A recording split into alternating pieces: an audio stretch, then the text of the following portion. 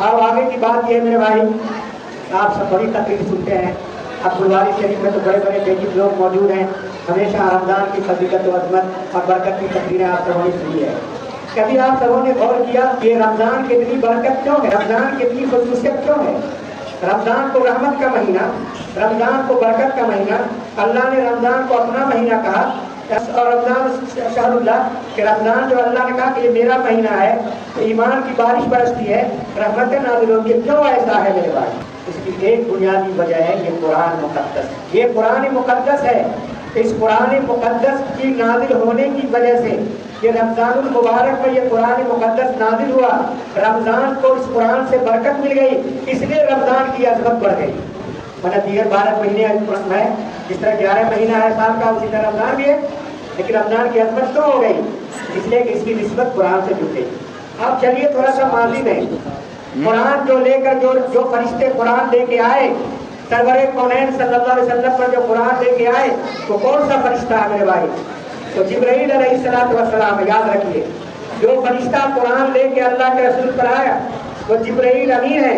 और जिब्राईल अमीन का क्या दर्जा मिला कुरान की वजह से? वो तमाम फरिश्तों के सरदार करार पाए।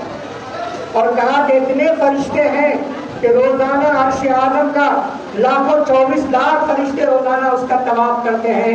और एक दिन जिसने तवाफ कर लिया एक बार, फिर क़यामत तक दोबारा उसकी बारी नहीं आती। इतने सारे फरिश्तों के वो सरदार करार पाए, जिब्रील लेके आए कुरान।